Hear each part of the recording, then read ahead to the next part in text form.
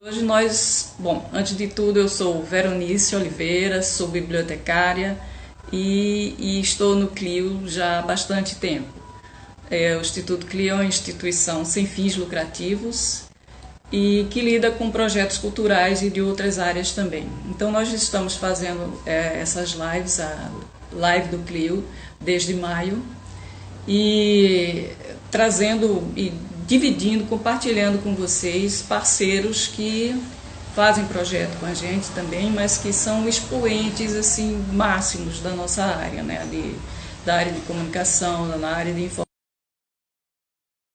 Então nós temos falado da casa, uma professora sensacional, então ela vai nos falar sobre curadoria digital, né, um assunto de vital importância, né, como todos os outros, mas assim fala diretamente aos profissionais de ciência da informação que lidam com informação, porque todo mundo vive no mundo digital hoje. Então, o que é que a gente vai fazer? A gente, como gerente, como curador de material digital, como é que a gente vai guardar, como é que a gente vai preservar, como é que a gente vai manter isso para o futuro? Como é que se faz esse tipo de tratamento e gerenciamento dessas mídias que são diversas em diversas plataformas, para que não se perca, né? Para que não se acabe se deteriorando, como muitas vezes o material impresso também é perdido.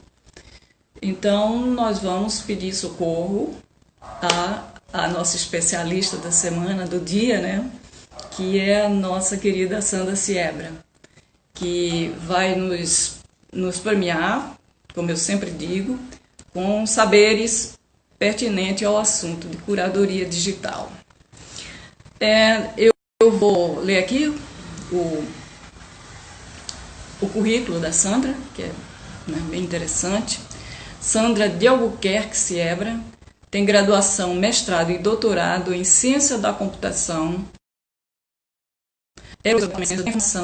e do Programa de Pós-Graduação em Ciência da Informação da Universidade Federal de Pernambuco. É pesquisadora do Laboratório de Tecnologias para o Conhecimento, LIBER, em projetos de curadoria e preservação digital e que envolvem questões de interação humano-sistema, usabilidade, arquitetura da informação, encontrabilidade e acessibilidade. Colaborou e colabora em diversos projetos de educação à distância. Temática que tem experiência em mais de 10 anos de exercício nessa área. Então, é uma pessoa perfeita para nos falar sobre isso. Curadoria digital, né? Qual a mágica que ela vai nos ensinar para podermos lidar com tudo isso. Então, vamos fazer um convite aqui para ela, para ela tela conosco e nos falar sobre tudo isso. Vamos esperar. Olá, Sandra. Oi, todo mundo, boa tarde. Boa tarde, querida. Tudo bem com você? Tudo em ordem com você? Tá tudo tranquilo aqui na expectativa, né? Do São João que a gente não vai ter. Então, vamos só ouvir forró e comer comidinhas gostosas em casa, né? Então, doutora Sandra, nos fale sobre curadoria digital, nos conte tudo, não nos negue nada, por favor.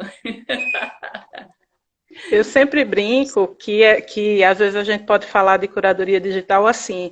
Tudo o que você gostaria de saber de curadoria digital, mas tinha vergonha de perguntar. Então, de Isso. repente, eu preparei aqui pensando em todo o público que pudesse assistir, não só quem é da área, mas também as pessoas que não são da área, para ter uma introdução a essa temática, porque ela é muito presente no nosso cotidiano, mais do que a gente imagina. Porque, por exemplo, antes de chegar em curadoria digital, vamos motivar esse cenário que a gente está vivendo hoje. Se a gente prestar atenção no nosso cotidiano profissional, acadêmico, pessoal, o meio digital, o mundo digital, as informações digitais, os documentos digitais fazem parte do nosso dia a dia. Nesse período de pandemia, mais do que nunca, quantidade de conteúdo digital que está sendo produzido em lives, em material didático que os professores estão tendo que se virar para ministrar à distância. Então, a gente tem uma produção cotidiana enorme, exponencial, eu diria, de conteúdo digital. A gente não perder. Não perder como? Primeiro, a gente tem que considerar a obsolescência das mídias que a gente vem utilizando. Então, eu algumas brincadeiras para fazer aqui, por exemplo, eu tenho 11 anos de casada, DVD do meu casamento. Onde é que a gente assiste hoje em dia? Os computadores, você tem o DVD, tá aqui íntegro, não tem mofo nem nada, mas se a gente prestar atenção, os mais novos não estão vindo nem com unidade de DVD para você assistir. Aparelho de DVD já não é mais tão simples de ser encontrado. CD é outra raridade também. Você tem CDs, você tem fitas VHS, que algumas pessoas ainda têm, você tem algumas mídias que estão deixando de existir. Até o próprio pendrive, daqui a um tempo, vai ser meio complicado, porque computadores novos também começam a chegar sem porta USB. Você acaba tendo que tratar muito por outros meios de transmissão. E como fica esse conteúdo que foi produzido em mídias que estão ficando para trás, estão deixando de existir? A gente tem que pensar também na fragilidade dessas mídias.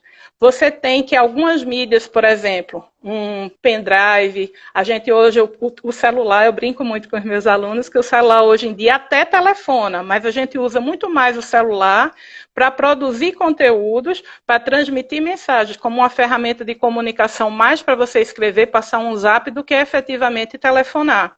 E a gente bate muita fotografia no celular. Como essas fotografias estão organizadas?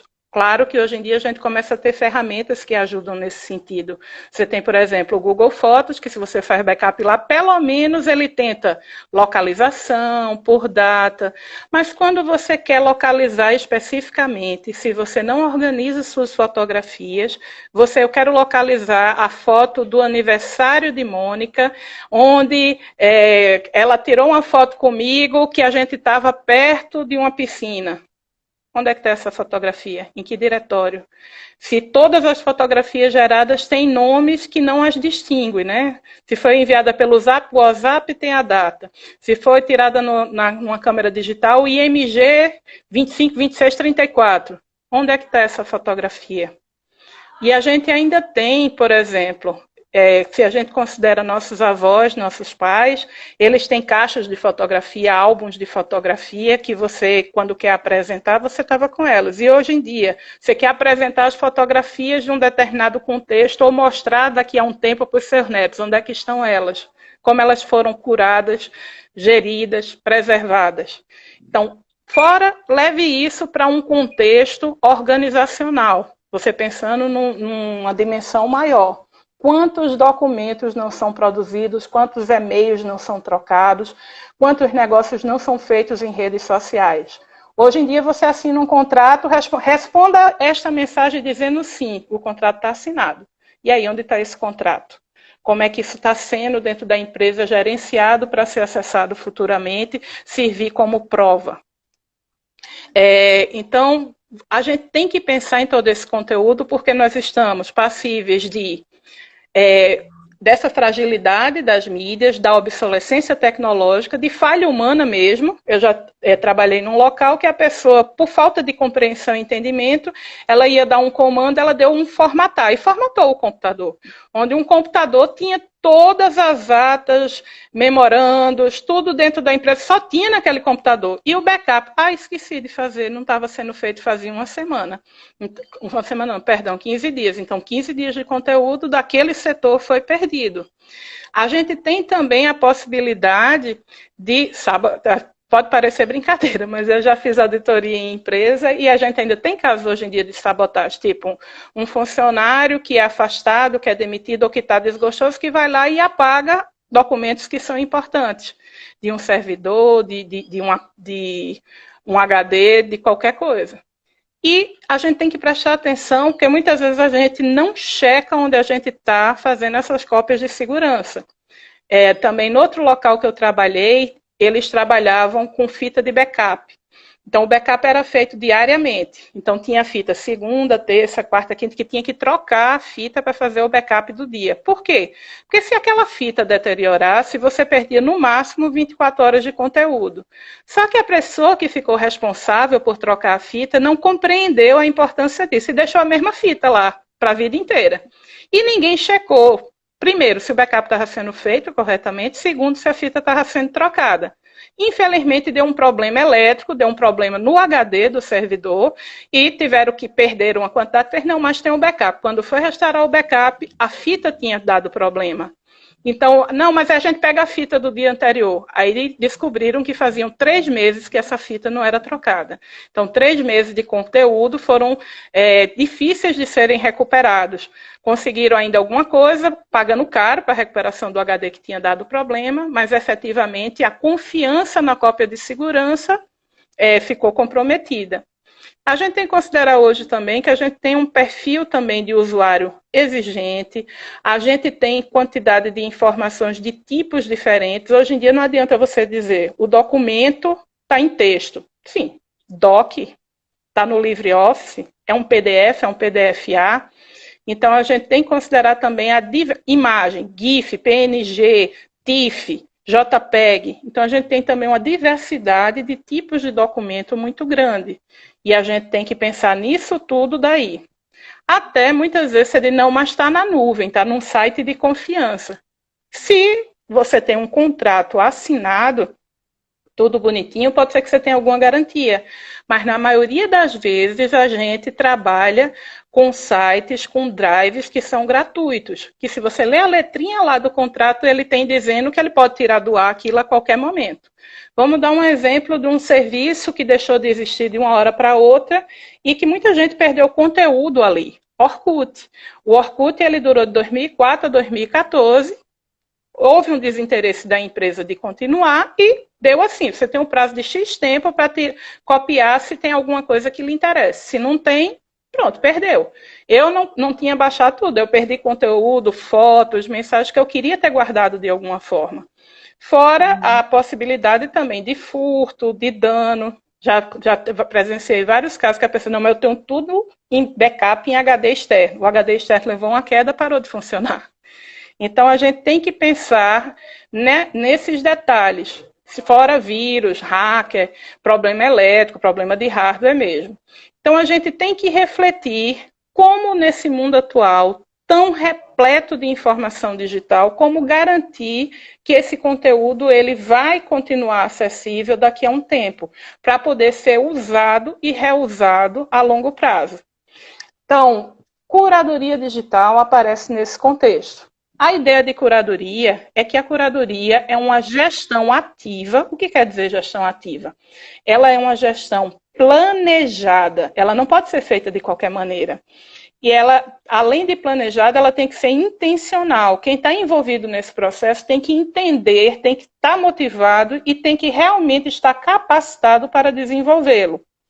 Até nas pequenas coisas, minha gente. Vamos falar num plano pessoal caseiro.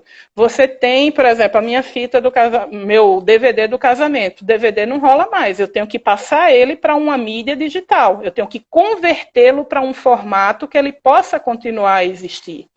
Então, a curadoria ela vai gerir esse conteúdo digital de uma forma planejada e intencional, levando em consideração questões de preservação digital, que aí vale uma observação.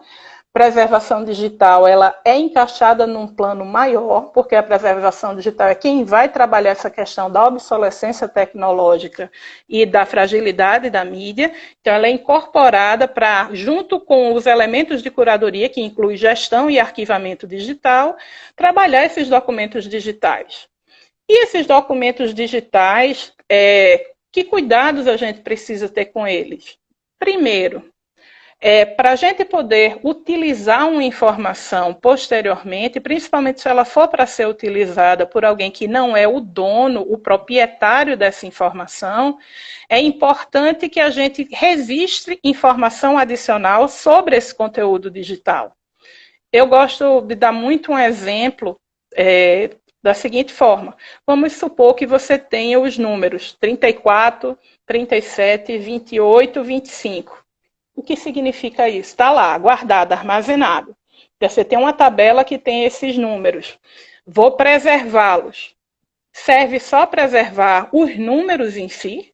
O que eles significam? Eles foram coletados.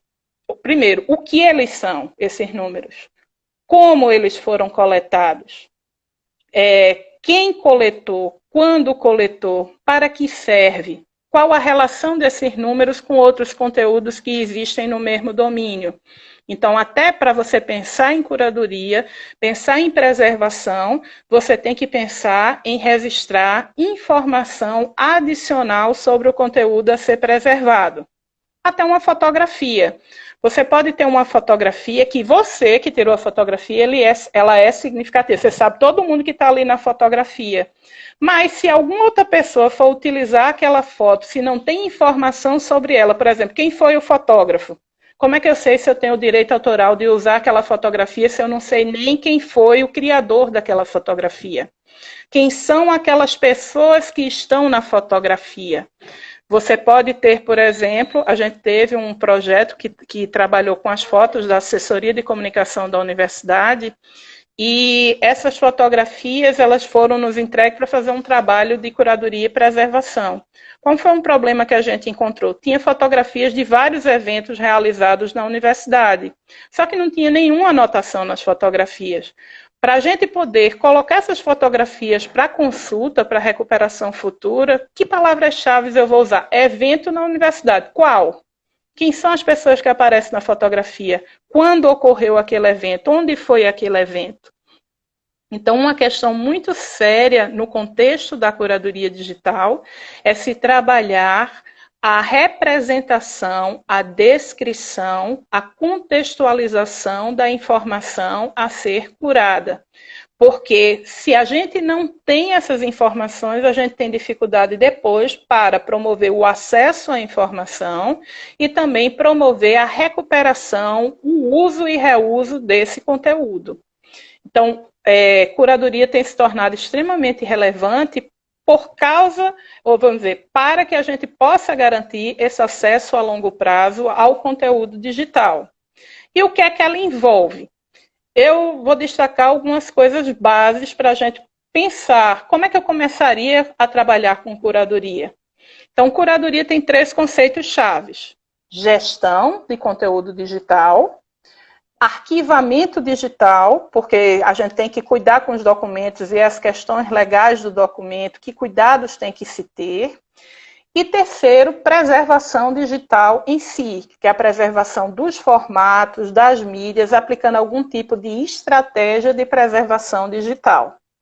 Então, a gente tem que considerar também, esse conteúdo já nasceu digital, ou esse conteúdo que você vai trabalhar vai ser digitalizado, ou você vai ter um contexto de arquivos híbridos. Eu acho que na maior parte das empresas a gente tem esse contexto híbrido, né? A gente tem uma parte que vem do conteúdo que está em papel e a gente tem a maioria, crescendo cada vez mais, de conteúdo já nato digital. Então, primeiro, quero começar com curadoria. Recomendo fortemente um planejamento. Pensar bem em como planejar o projeto de curadoria.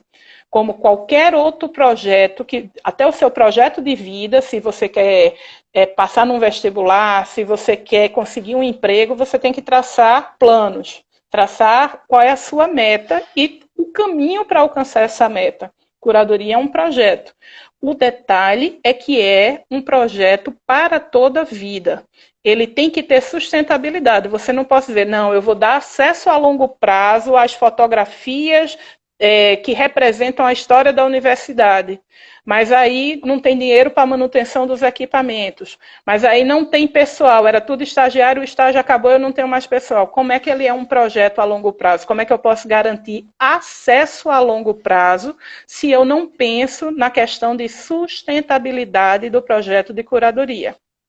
Então, etapa 1, planejar o seu projeto de curadoria, onde o projeto deve envolver infraestrutura para a realização da curadoria, recursos humanos para a realização da curadoria, onde recurso humano você tem que considerar a capacitação do pessoal, não é só ter o pessoal. É muito ruim também quando você está num projeto, vamos dizer, vem cá você vai fazer parte do projeto de curadoria, mas não lhe dei treinamento, não lhe motivei, não lhe capacitei, jogo você na fogueira. Que motivação, que responsabilidade você vai ter se você não se sente parte do projeto?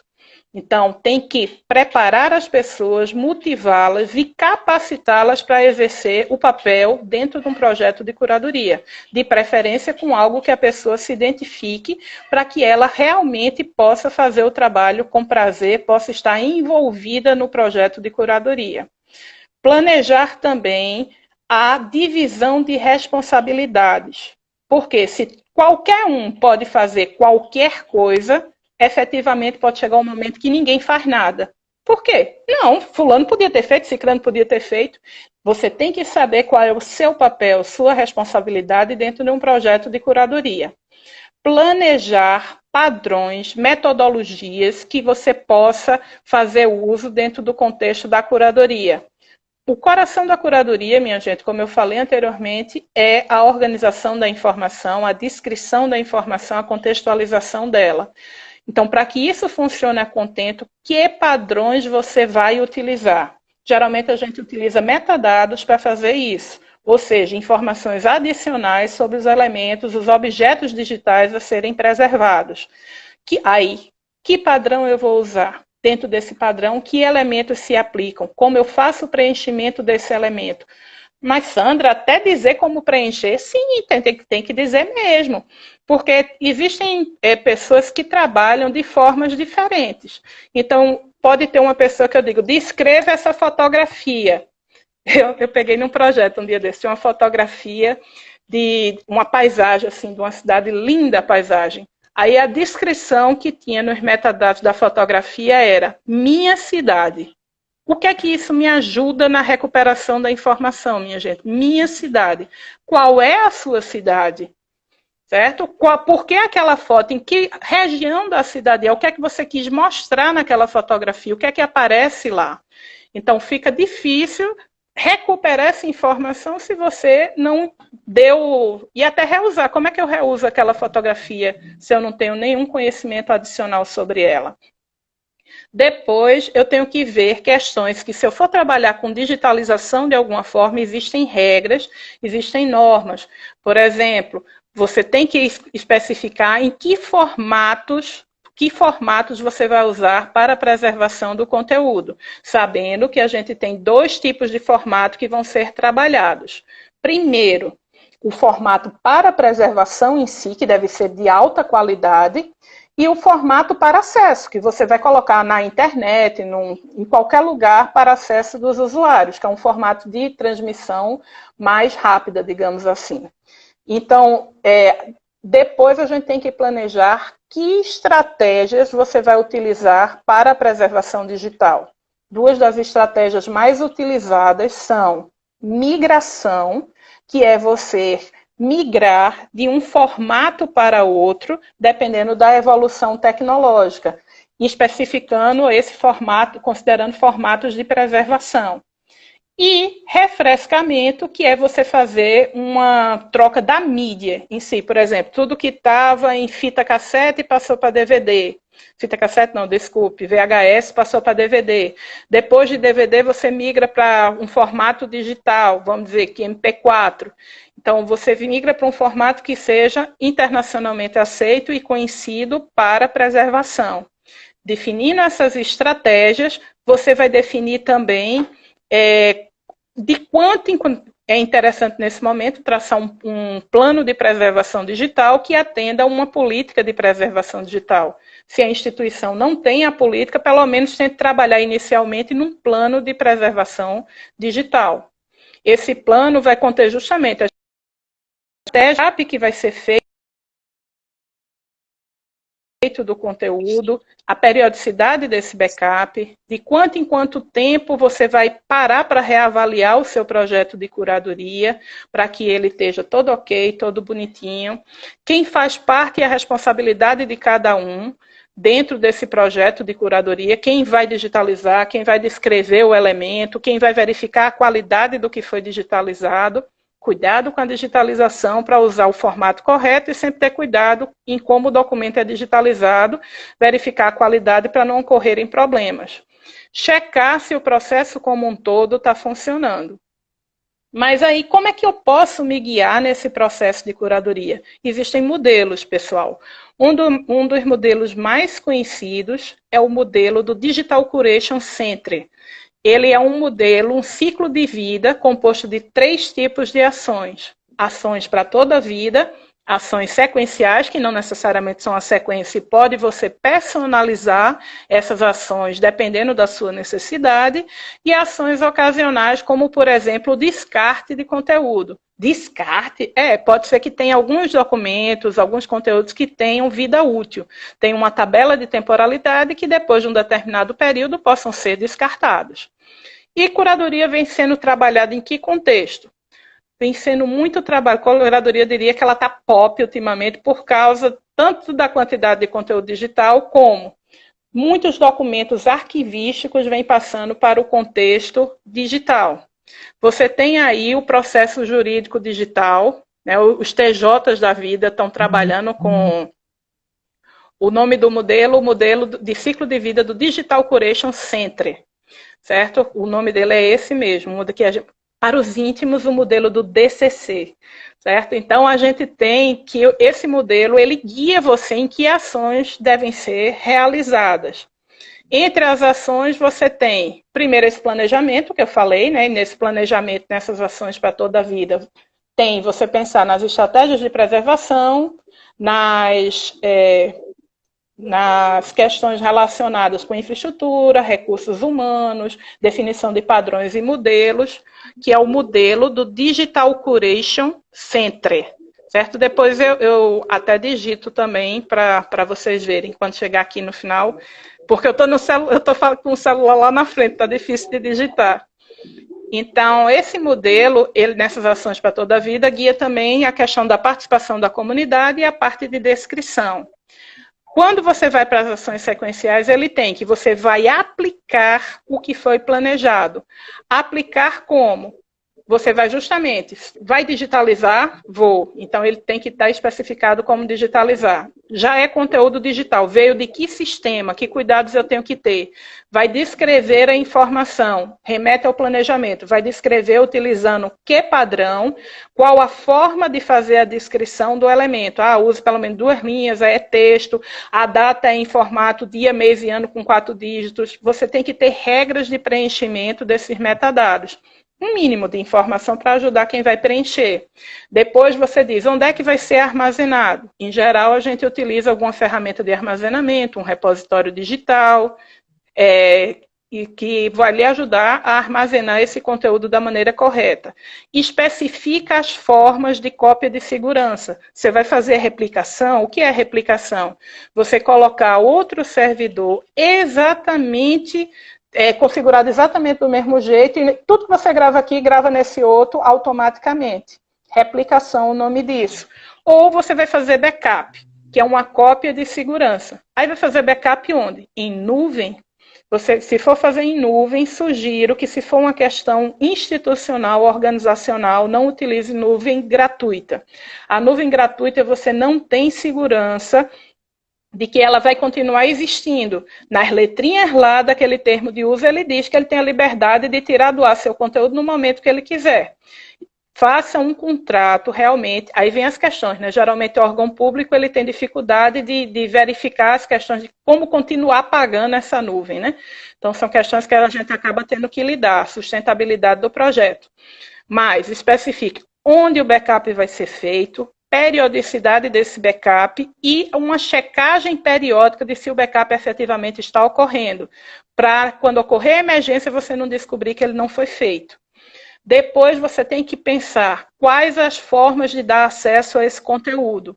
É interessante, aí a gente já traz questões de usabilidade, arquitetura da informação, encontrabilidade, experiência do usuário, você pensar em qual é o perfil de usuário que a gente espera que tenha interesse nesse conteúdo? Qual é o conteúdo que eu tenho? Então, qual é a melhor maneira de apresentá-lo para que o usuário alcance seu interesse e possa fazer uso e reuso desse conteúdo?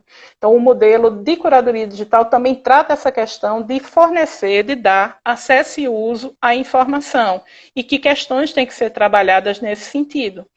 Também questões de se vai haver descarte periódico ou não, questão de reavaliação do processo periódico, qual a periodicidade de reavaliar o processo. Qual a periodicidade da aplicação de estratégias de preservação?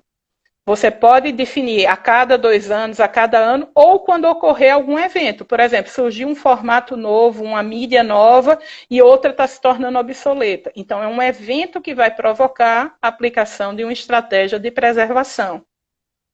No modelo também você tem que pensar, como eu falei, no descarte, né? Como você vai fazer o descarte? Tem uma tabela de temporalidade. Se tem um documento arquivístico, por exemplo, ele tem que ter uma tabela de temporalidade e você tem que acompanhar a periodicidade dos documentos, fazer essa verificação. Se vai precisar também enriquecer com novas informações os documentos. Aí eu trago 4 pontos que eu queria destacar que tem que se ter cuidado trabalhando com curadoria.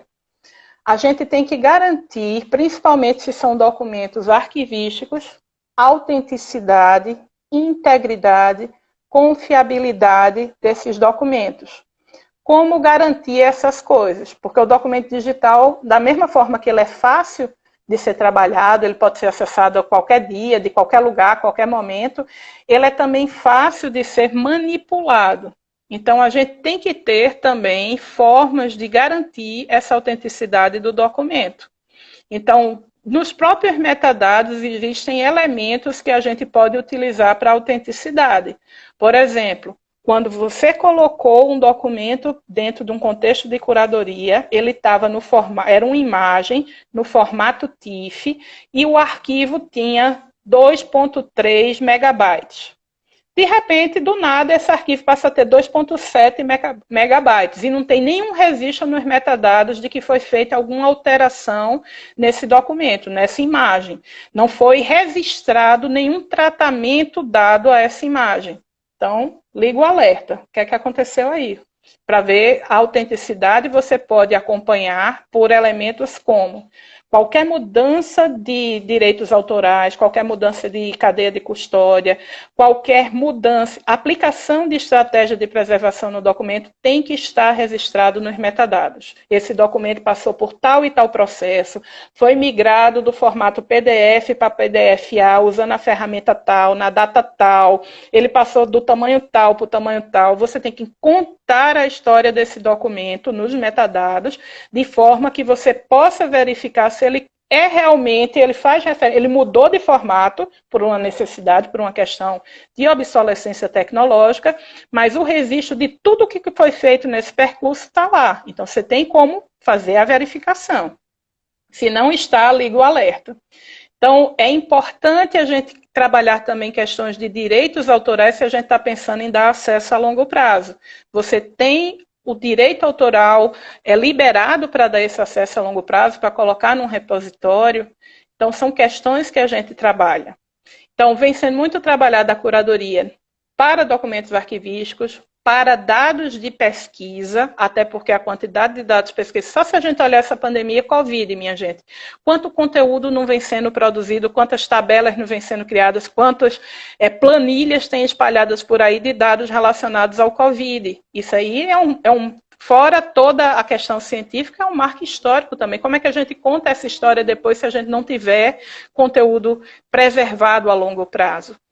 A gente tem também preservação de conteúdo em mídias, em redes sociais, em mídias digitais. Porque quanto conteúdo a gente não vem produzindo e colocando nesses meios, e quem está cuidando disso?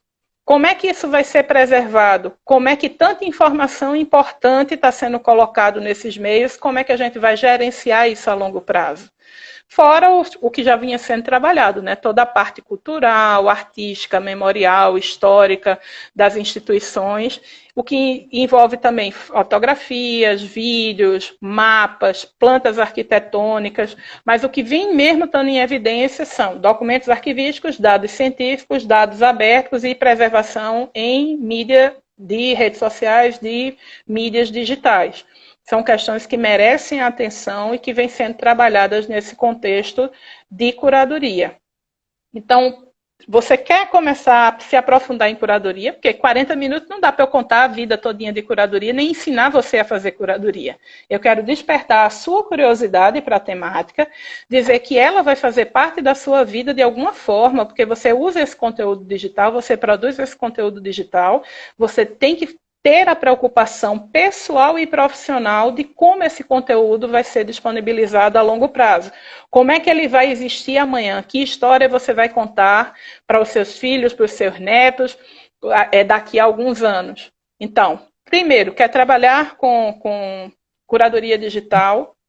Tem leituras já disponíveis em português. Antes a gente só tinha material em inglês. Hoje a gente já tem diversos artigos publicados em língua nacional, né, em português, e você pode ver o que é curadoria, lembrando que a nossa curadoria, a curadoria que eu estou trabalhando aqui é a curadoria focada na preservação digital, no acesso a longo prazo, porque tem também curadoria digital utilizar essa nomenclatura, por exemplo, para curadoria e exposições em museus digitais, de elementos da cultura digital, num sentido de marketing de comunicação, em que você faz um clipping, você faz o quê? Uma coleta de informações que interessam para atingir um determinado objetivo, e você pega esse conteúdo, organiza ele, sumariza, filtra e coloca para alguém, mas ele não foca em preservação, ele foca em mediar a informação que está espalhada em várias fontes para disponibilizar para um público específico. É curadoria digital? É também, usa inclusive essa nomenclatura, mas não é a que a gente está falando aqui. A gente está falando uma curadoria com foco em preservação e acesso a longo prazo. Depois que você tem uma introdução, entende o que é curadoria, existem vários modelos disponíveis que você vai estudar as etapas desse modelo e adaptar para a sua realidade. Recomendo o modelo do Digital Curation Center, como eu falei, o modelo do DCC, porque ele é um modelo amplo, completo, que pode ser aplicado a qualquer contexto. E dentro do modelo do DCC, você vai criar o seu plano, a sua estratégia de aplicação do modelo quando você fizer o planejamento. Também recomendo que você sempre pense esse projeto a longo prazo, pelo menos inicialmente por 3 anos. E já comece no mesmo momento, acabou de botar para rodar, já pense depois desses 3 anos como é que você vai continuar ele. Porque às vezes, principalmente o contexto que eu tenho trabalhado de instituição pública, às vezes é mais fácil comprar o equipamento do que dar manutenção nele. Você tem um computador top de linha, mas ele não vai continuar top de linha por muitos anos, minha gente. Daqui a uns 2, 3 anos tem computador top de linha que já está altamente ultrapassado. O Liber, que é o local onde eu realizo pesquisas dentro da universidade, o Laboratório de Tecnologia para o Conhecimento, a gente comprou há uns 5 anos um storage enorme, 30 terabytes de armazenamento. Nossa senhora, 30 terabytes é o que há. 30 terabytes, 3 anos depois, a gente já estava usando 26 terabytes, faltava 4. Então, o pensamento que a gente tem de que vai durar, até porque a gente está produzindo cada vez mais, nessa produção de conteúdo digital é exponencial. Então, você tem que sempre estar pensando em como dar manutenção na infraestrutura, como manter o recurso humano. Existem muitos projetos que vivem de estagiários. Lembre, não estou criticando estagiário, acho massa, é o momento de aprender, mas para a continuidade do projeto, isso é complexo, se a gente tiver só estagiários dentro do projeto, porque quando o cara está top de linha, sabe tudo, aí ele sai. Aí entra uma pessoa que não sabe, você tem que capacitar todo de novo. Mas se você só tem condição, que existe o maravilhoso, né, o ideal e o que é possível. Se você sabe que seu projeto só vai ter sustentabilidade com esses estagiários, tem que constar no seu plano. Qual é a minha estratégia para agilizar a capacitação desses estagiários para eles começarem a entrar na curadoria com gosto de gás? Então, é importante considerar todos os seus prós e contras, todas as questões inerentes à sua organização, à sua instituição dentro do contexto do planejamento. E pensar, curadoria não é um projeto a curto prazo, é um projeto realmente a longo prazo e que você tem que pensar ele agora e para que ele dure no futuro, certo? Então, estou disponível aí. Meu e-mail sandra.siebra@ufpe.br. Quem quiser trocar alguma ideia, quem quiser buscar mais, entender esse mundo da curadoria, e até já fazendo o comercial. Desculpa aí, Veronice, tem que vender minha sardinha. A gente tem um núcleo de pesquisa, a gente tem um grupo de pesquisa, núcleo de curadoria digital, que aproveitando essa época de pandemia e que tem muita gente buscando informação, a gente está começando a utilizar, calma minha gente, a gente está rastejando ainda, mas vai ficar legal. A gente criou o Instagram, a gente tem o Face do Núcleo de Curadoria Digital, que é o nosso grupo de pesquisa, que a gente vai tentar justamente passar para a população em geral informações e também para quem quer pesquisar, para pesquisadores, para as pessoas da área, informações sobre curadoria, como fazer curadoria, relatos de experiência bem-sucedida, mal-sucedida ou problemática de curadoria e compartilhar com todo mundo como, vamos dizer assim, para ajudar todo mundo a fazer o que for possível de curadoria, no seu contexto pessoal ou profissional. Tá bom? Então, fica à disposição para dúvidas, Veronice. É isso mesmo, Sandra. Esse problema do equipamento, de você modernizar, você planejar a modernização dos equipamentos para uma instituição, é um item muito, muito sério, né? Porque eu me lembro lá na minha juventude, na época que eu era estudante, eu participei da migração do arquivo do Porto Recife, alguma coisa assim. E estava digitalizando para fita ainda. E imagino que depois houve, né, certamente, a migração depois para outro formato.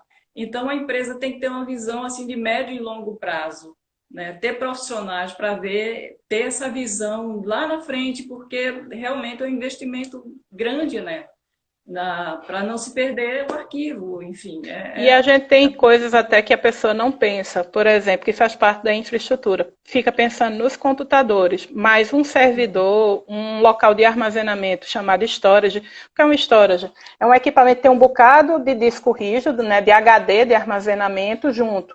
Porque eles estão juntos, eles esquentam muito. Se você não tem um ar-condicionado, uma temperatura ideal, isso aí fatalmente esquenta e dá um curto-circuito e pode queimar. E todo o seu armazenamento pode ser perdido nesse processo por uma falta de manutenção de um ar-condicionado, por um problema de uma rede elétrica que foi mal instalada, que não está adequada para o contexto. Então, tem elementos que não parecem diretamente relacionados com a curadoria, mas que a afetam diretamente. Sem dúvida, sem dúvida. Então, se alguém tiver aí alguma pergunta, é a hora de acontecer. De toda forma, a gente quer convidar você, Sandra, futuramente a gente já estamos desde maio que a gente está com essas lives, justamente para, né, divulgar o conhecimento, compartilhar, aproveitar que todo mundo está em casa e a gente fazer, colaborar, né, com o crescimento, com a educação continuada. E certamente o próximo passo será a gente fazer cursos, né, do Instituto. E você é uma das primeiras convidadas, com certeza você dará um dos nossos. Qual o principal autor nessa área? Pedro Felipe está perguntando. São vários, né? Pedro, os materiais que eu digo que são mais oficiais, tem diversos... Porque o Digital Curation Center, que é uma das instituições de referência para a curadoria digital, eles têm produzido, eles têm um evento, eles têm uma revista e eles têm o site sempre bem atualizado, com muito conteúdo sobre curadoria digital.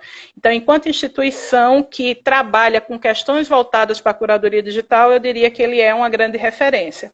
Autores nacionais, você tem Luiz Saião, você tem eu mesma, tem muita coisa publicada na questão de curadoria digital, e você tem questões que estão intimamente relacionadas com curadoria digital. Por exemplo, a questão de metadados para preservação digital. Você tem que o pessoal da UFSCar, o Fabiano Castro, a Ana Carolina Simeonato, eles estão publicando muito questões relacionadas a metadados para preservação digital.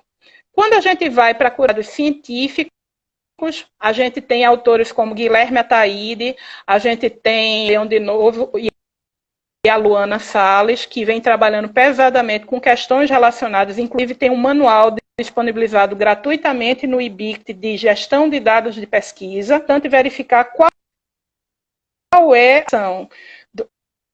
Você vai fazer curadoria de quê? Está pensando em quê? Para redes sociais, mídias sociais, a gente tem o Wagner Junqueira, que ele tem já publicações relacionadas nesse sentido. Então, você tem questões muito bem trabalhadas pelo Daniel Flores. Esse curso de especialização nacional eu não vi nenhum completo. Eu vi internacionais sendo oferecidos.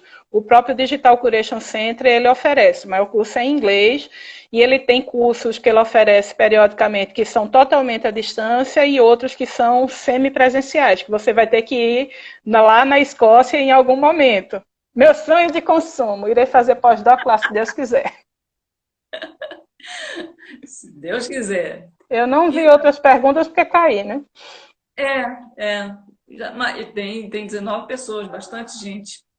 Então, Sandra, a gente quer agradecer o Instituto Clio, agradece assim, nossa, uma honra ter você aqui, com sua didática magnífica, objetiva, tão clara, né? Tão gostosa de se ouvir. A gente ficaria aqui a tarde inteira ouvindo seus ensinamentos. Parabéns pela sua didática, pelo seu jeito simpático de passar o seu conhecimento, a sua experiência, né? Principalmente lá no nosso laboratório, né? O laboratório querido, todos nós, o LIBER, com, né? Todos aqueles profissionais, o professor Marcos Galindo, beijo para ele, se ele estiver vendo a gente, né? Então, amado mestre, né? Amado mestre, queridíssimo amigo, né? Amigo do coração. Então é isso, a gente agradece e convida você para outra live, se Deus quiser, mais na frente, e futuramente um cursinho aí para a gente, viu, sobre curadoria digital, já está convidada. Vamos lá. Então, um abraço para todos, obrigada pela audiência, digamos assim. Agradecemos a vocês. Na próxima terça-feira a gente vai estar também com outro profissional assim, top de linha para dividir com vocês essas experiências de profissionais, as suas expertises e para que a gente aprenda e aproveite esse lockdown da melhor forma possível. Sandra, beijo para você, Deus proteja. Então, até a próxima. A todos nós. Tchau. Beleza. Tchau, minha gente.